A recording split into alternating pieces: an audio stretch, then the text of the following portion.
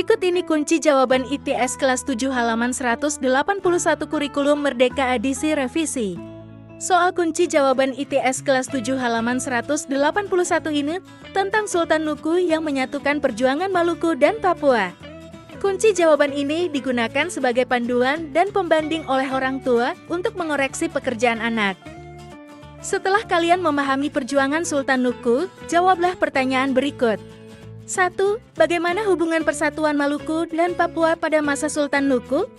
Jawaban, hubungan persatuan Maluku dan Papua pada masa Sultan Nuku bermula saat ada pergolakan dalam pergantian tahta di Kerajaan Tidore pada tahun 1780. Belanda berupaya menjadikan Pata Alam sebagai Sultan Tidore dan menjadi wilayah kekuasaannya. Pangeran Kamaluddin ditangkap dan Pangeran Nuku kabur ke Papua untuk mencari bantuan Inggris dan Angkatan Laut Papua dan Maguindanao.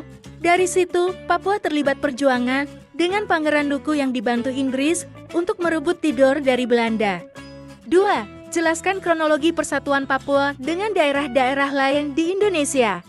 Jawaban, setelah Indonesia memproklamasikan kemerdekaan dari Belanda pada 17 Agustus tahun 1945, Papua tetap berada di bawah kontrol Belanda.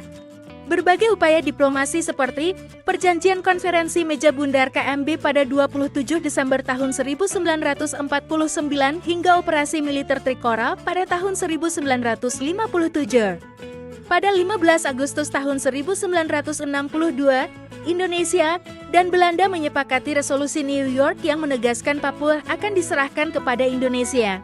Penyerahan dilakukan pada 1 Mei tahun 1963. 3. Bagaimana bentuk kerjasama Maluku dan Papua pada masa Sultan Nuku?